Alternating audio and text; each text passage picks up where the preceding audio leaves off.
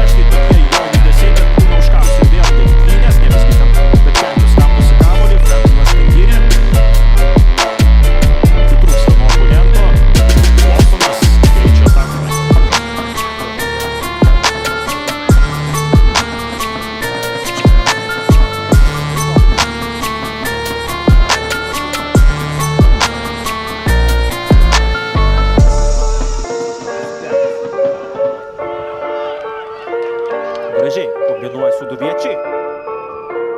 Tangirį. Čia yra galimybė smūgiuoti kairę koją. Ta ir atlieka Sūduviečiai. Lukas iššuoja kamuolį. Tangirį. Lieka kamuolį žaidime. Frantinas Tangirį labai greitas futbolininkas. Gideris. Tangirį. Prieš Diuką. Metasi kamuolį Tangirį. Jo judesiai, bet kol kas Diukas ginasi tikrai labai patirtinai.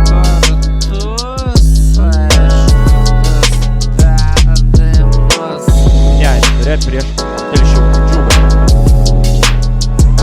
Sūduvas su kamuoliu visai netoli varžovų baudos aikštelės, pirmieji Lakitom. Dar tas situacijos pakartojimas, čia buvo labai geras perdavimas. Taip, baudos aikštelėje Marijampolė Sūduva su kamuoliu. Spėja dar buvo. Na, o čia rinkite žaidėją. Tradicinė Top Sporto lygos pasiūlymas. Dešiniajame tako krašte. Tangirį, jo perdas varžovų baudos aikštelė, Nauris Petkevičius. Ir čia nepavyko visai tiksliai.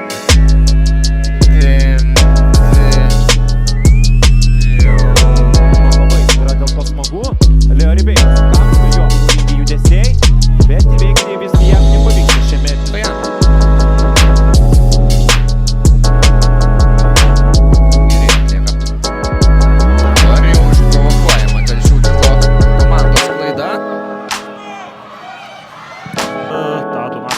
Sevičiaus pasitikėjimą jau yra įprasminęs net 2 pelnytais įvarčiais, vienas iš kurių buvo pergalingas. Dabar vėl.